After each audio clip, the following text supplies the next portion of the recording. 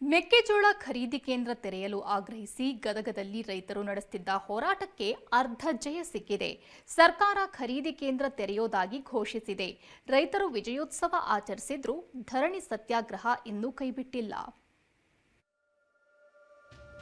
ಮೆಕ್ಕೆಜೋಳ ಖರೀದಿ ಕೇಂದ್ರ ತೆರೆಯಲು ಒಪ್ಪಿಗೆ. ರೈತರ ಹೋರಾಟಕ್ಕೆ ಮಂಡಿಯೂರಿದ ಸರ್ಕಾರ.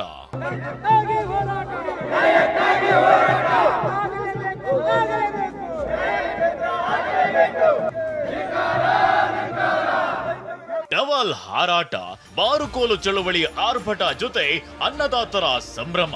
ಗದಗ ಜಿಲ್ಲೆ ಲಕ್ಷ್ಮೇಶ್ವರದಲ್ಲಿ ಮೆಕ್ಕೆಜೋಳ ಖರೀದಿ ಕೇಂದ್ರ ತೆರೆಯಲು ಒತ್ತಾಯಿಸಿ ರೈತರು ನಡೆಸುತ್ತಿರುವ ಹೋರಾಟ 7ನೇ ದಿನಕ್ಕೆ ಕಾಲಿರಿಸಿದೆ. ಆದ್ರಹಳ್ಳಿ ಗವಿಮಠದ ಬಂಜಾರ ಕುಮಾರ ಮಹಾರಾಜರು ರೈತರಿಗೆ ಸಾಥ್ ಕೊಟ್ಟಿದ್ದಾರೆ. ಅನ್ನ ನೀರು ತ್ಯಜಿಸಿದ್ದ ಅವರು ತೀವ್ರ ಅಸ್ವಸ್ಥಗೊಂಡು ಜಿಮ್ಸ್ ಆಸ್ಪತ್ರೆ ಐಸಿಯುನಲ್ಲಿ ಚಿಕಿತ್ಸೆ ಪಡೆಯುತ್ತಿದ್ದಾರೆ. ಉಪವಾಸದಿಂದ ಸ್ವಲ್ಪ ಅವರಲ್ಲಿ ಬಯೋಕೆಮಿಕಲಿ ಚೇಂಜಸ್ ಆಗಿತ್ತು. ನಮ್ಮಲ್ಲಿ ಬಂದಾಗ ಅವರು ಬ್ಲಡ್ ಶುಗರ್ ಎಲ್ಲ ನಾರ್ಮಲ್ ಇತ್ತು, ಯೂರಿಯಾ ಜಾಸ್ತಿ ಇತ್ತು, ಯೂರಿಕ್ ಆ್ಯಸಿಡ್ ಜಾಸ್ತಿ ಇತ್ತು, ಅದರ ಜೊತೆಗೆ ಬಿಲಿರುಬಿನ್ ಸ್ವಲ್ಪ ಜಾಸ್ತಿ ಇತ್ತು.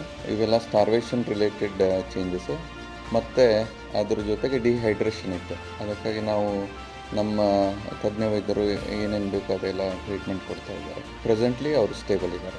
ರೈತರ ಹೋರಾಟ ತೀವ್ರಗೊಳ್ತಿದ್ದಂತೆ ಸರ್ಕಾರ ಎಚ್ಚೆತ್ತಿದೆ. ಮೆಕ್ಕೆಜೋಳ ಖರೀದಿ ಕೇಂದ್ರ ತೆರೆಯಲು ಸಿಎಂ ಸಿದ್ದರಾಮಯ್ಯ ನಿರ್ಧರಿಸಿದ್ದಾರೆ. ಈ ಹಿನ್ನೆಲೆ ಶ್ರೀಗಳನ್ನ ವೇದಿಕೆಗೆ ಕರೆತರಲಾಯಿತು. ಎಸಿ ಗಂಗಪ್ಪ ಸರ್ಕಾರದ ನಿರ್ಣಯವನ್ನ ಶ್ರೀಗಳಿಗೆ ತಿಳಿಸಿದ್ರು. ಎಳನೀರು ಕುಡಿಸಿ ಶ್ರೀಗಳ ಉಪವಾಸಕ್ಕೆ ತೆರೆ ಎಳೆದ್ರು. ಇದರಿಂದ ರೈತರಲ್ಲಿ ಹರ್ಷ ಮನೆ ಮಾಡಿದೆ. ಆದ್ರೆ ಖರೀದಿ ಕೇಂದ್ರ ತೆರೆಯುವವರೆಗೂ ಶ್ರೀಗಳು ಹೋರಾಟ ನಿಲ್ಲಿಸದಿರಲು ನಿರ್ಧರಿಸಿದ್ದಾರೆ. ಅವರಿಗೆ ಮತ್ತೆ ಜಿಮ್ಸ್ ಐಸಿಯುನಲ್ಲಿ ಚಿಕಿತ್ಸೆ ಮುಂದುವರೆದಿದೆ. ಯಾವುದೇ ಕಾರಣಕ್ಕೂ ಖರೀದಿ ಕೇಂದ್ರ ಆಗುವವರೆಗೂ ಕೂಡ ನಾವು ನಮ್ಮ ಹೋರಾಟವನ್ನು ವಾಪಸ್ ತಗೊಳ್ಳೋದಿಲ್ಲ.